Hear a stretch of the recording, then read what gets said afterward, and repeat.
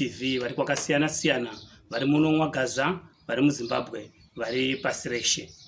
Mumwedzi waJulayi mukati mwegore rino iri tichange tichipemberera kusvitsa kwemakore 100 musharuka wakatanga hondo yeChimurenga, musharuka ane nhoroondo yakadzama, nhoroondo yenyika yeZimbabwe, Ndabaningi Sithole, musharuka wedu.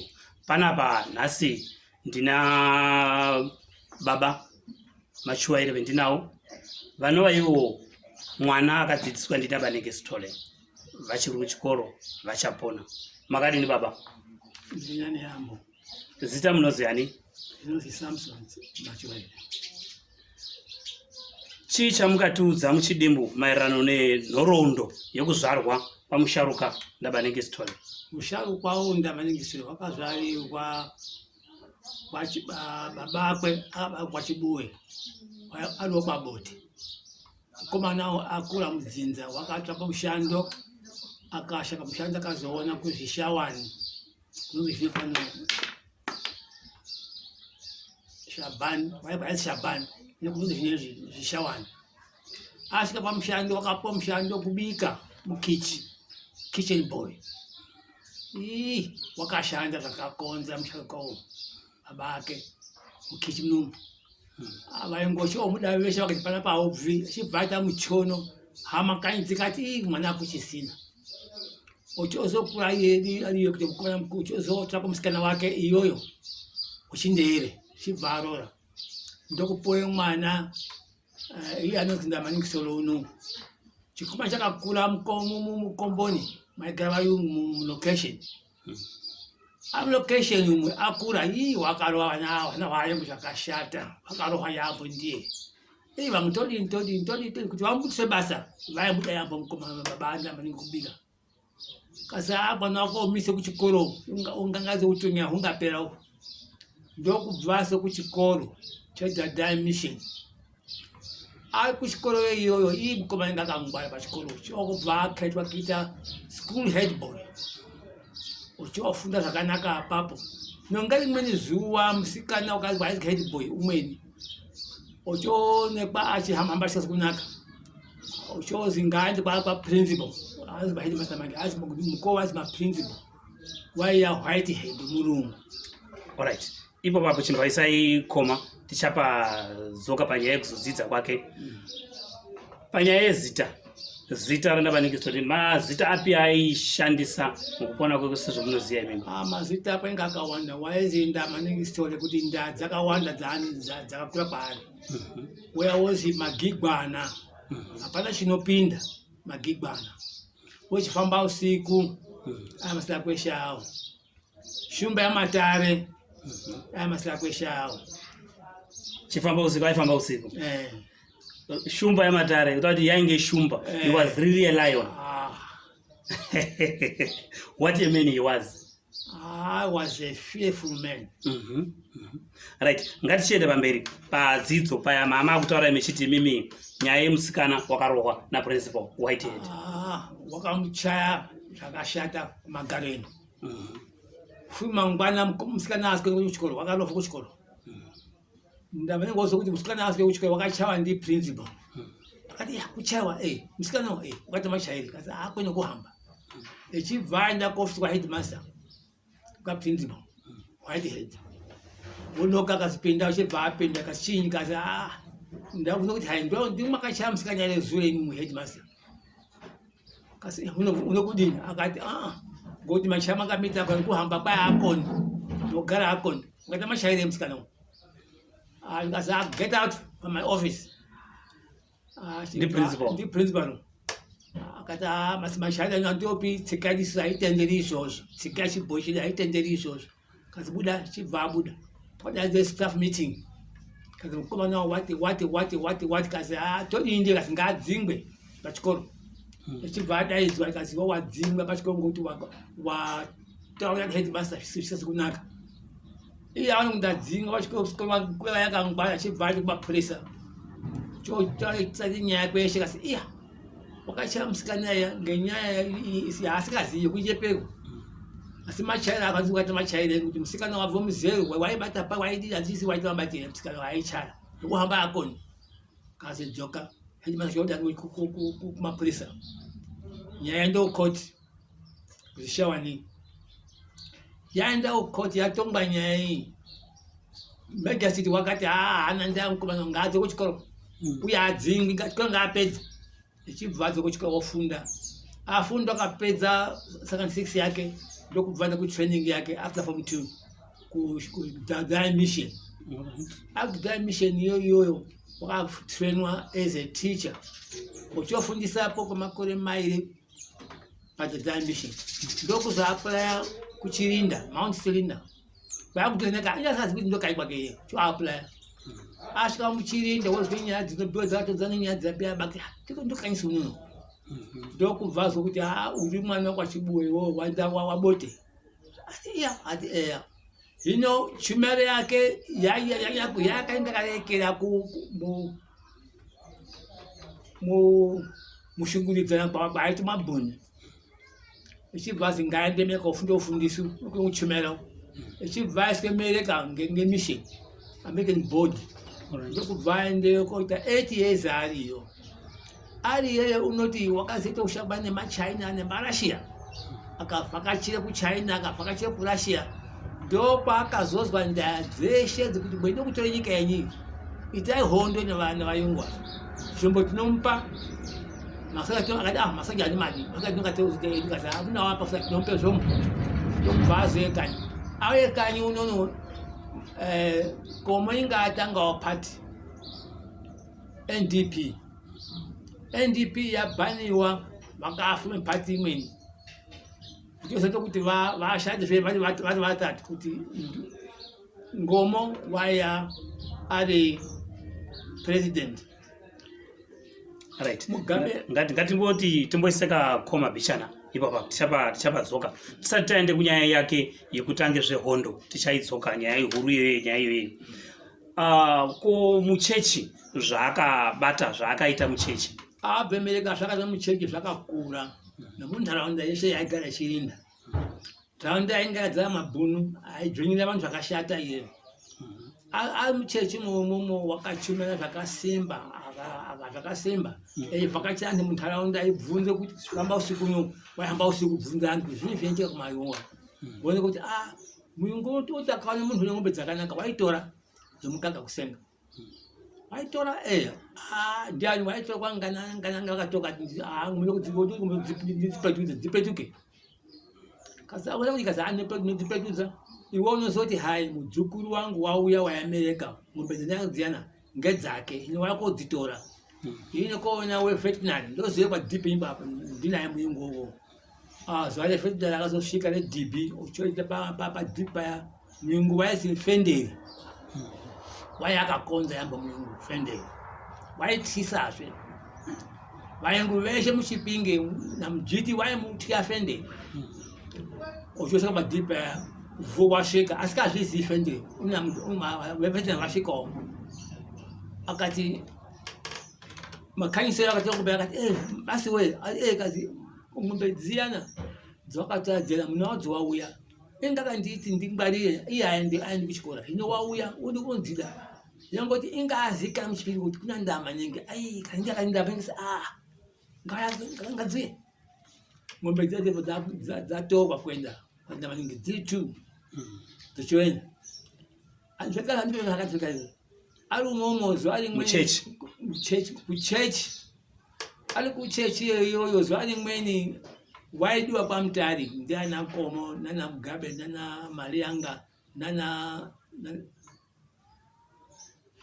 osho mtuma mkomana waihamba naye waisi Goodson Mushakavu wosvika kuchechi hamuna munhu kuchechi waende gwenzi kochumaira hino pashindapo vainga voziva kuti Goodson ishamwena Ndabaningi munezvibanzike kwenyika ichibva afonera mapurisa kuti kune munhu wenyika uya mumutore ichibva auya mapurisa yakautorasvai oshosha Goodson Mushakavu kwenye naye chipingi auya Ndabaningi ma22 ochozwe nyashe kuti Goodson ungauya panapa netsamba yaangabva nayo asi wasungwa wande chipingi wasungwa ndiani ati ngatekwashwa ati ndiye wafonera mapurisa uchoti aigama missionaries eshe aiye Chirinda aiye Chikore kazasangana na madeko na 8 o'clock pochosangana vakati ndiani wafone kuti hai mapusa asunge chwahati muchechi kazi handini chwahati kasi iwe wakabhemereka uchidire kubatsira vantu kuti kuchumira evhangeri kati uri mupurisa zvinezvi ngomwe dzawo wendi kanyi Ndabaningi ende kanyi next week atikudi mamba ngechitatu unonga waenda chwahati achibva atore motikari Harare kumukuru weUnited Board Mission wai Dr. Grant akaenda dzingwa ndishwahati ngenyaya yakati akati hakuna muntu une simba kudzinge muntu sikazviziyi ndinozouye kuchechi tsamba unyore kutsamba Ndabaningi akazi ndaona shwahati oguma uno hauna simba kudzinga muntu ndini mukuru wechechi ini hauna muzodzingwa vakaungana vantu vechechi veshe kuchikoro mission uchosangana ndakuti wauya urimo ndayotogwa yotangwa shwahati Dr. Grant wati inini hakuna muntu une simba kudzinge muntu kunomukise mereka ndisikazviziyi vakaita zvendahuru nyaya ichodiscusswa ichioreketwa zvakadzama kasi manga kuti inini shwahati ngaende inini ndoresigna ini kuita field secretary webody antu oti ndanga uchosimuka magigwana uchoti research yara cheshe ndokumonera ngenda yava missionaries akauya ona inini ndinoziyemera kupinda wona weshe unobvemera kuya uno unonga apika kuti inini ndi handizobata nezvenyika kwenyika inini ndoka ndeishanda zvechechi chete hino uyu oti hai ndakuresigna ngokuti hai mwadzingirei CID muchechi inini ndichanyorera telegram usiku uno yendemereka ndichipa apology kuti hai sorry handaishanda munoti Dr. Grant kuti basa yambo tainyepa sorry yambo Ndabaningi unodzinga Dr. Grant unodzinga vantu muchechi kutoda mpisa kusungana muchechi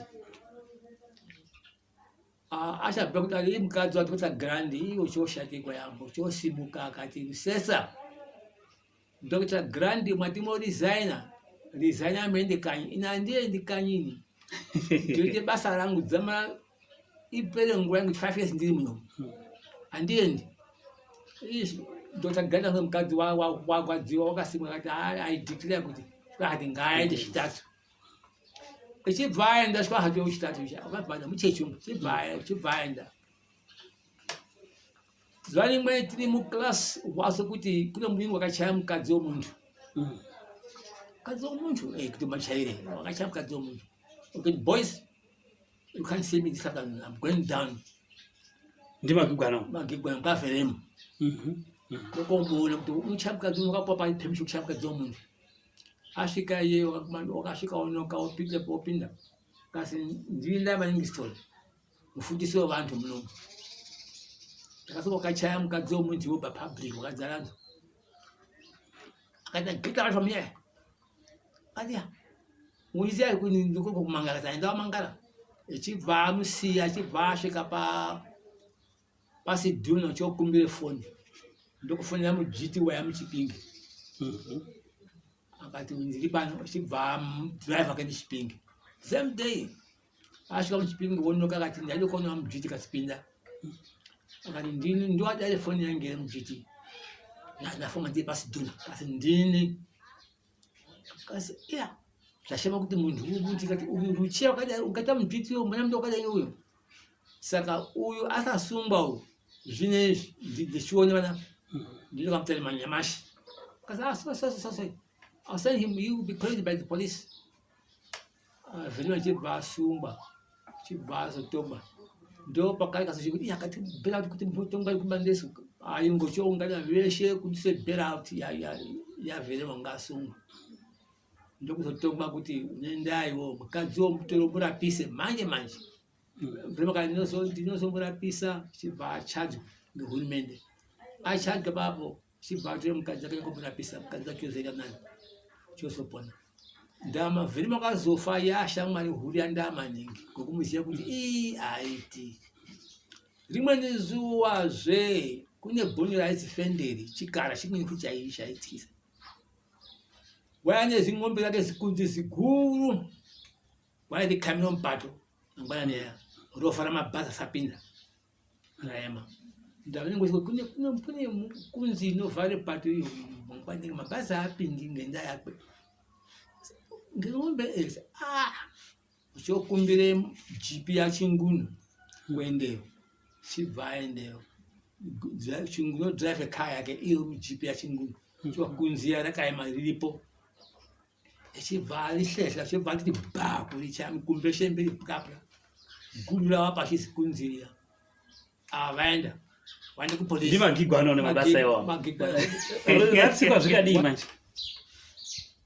zimukono riya zikunzi riya ratsikwa vantu akatosiiwa vantu votocheke nyama chokuita kuti iwe uende kukoti friendly uya makukoti zvikazwi unogadzirisa mota yachinguni yafaini bakutore mota yako kugadzirisa chibva afaindiswa kuti chihamba asikati magedhe murodhi chibva afaindiswa mari yakasvipa tikiti yaya mari yenyeyo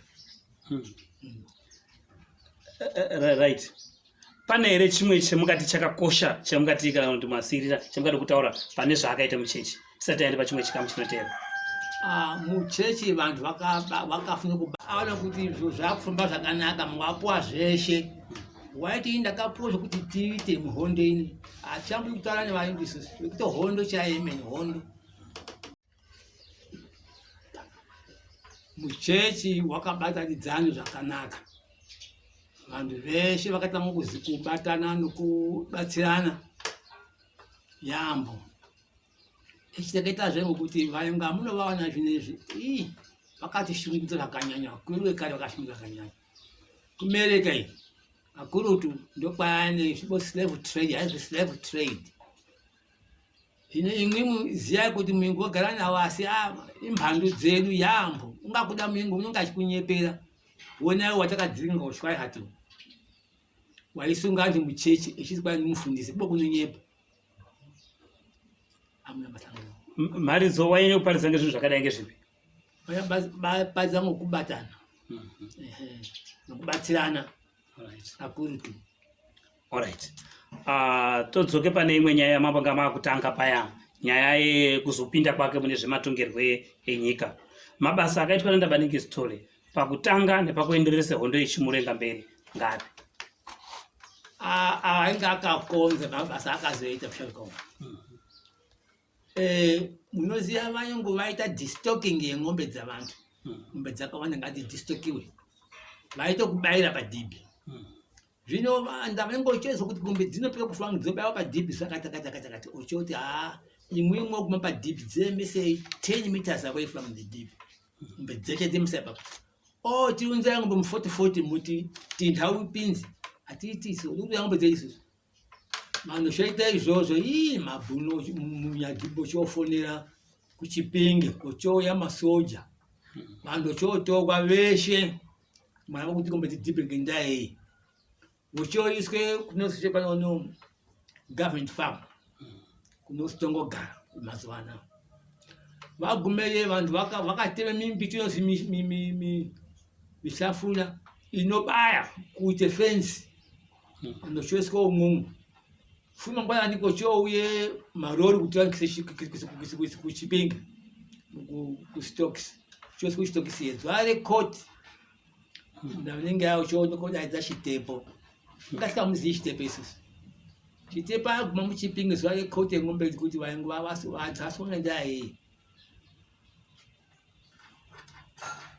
chiforo wakabvunwa ndiye wayamudhibhisi chiforo wakati iwewo wakazotsvake mari kuhurumende kodze mushonga kubata ng'ombe inge kwafe ng'ombe nganai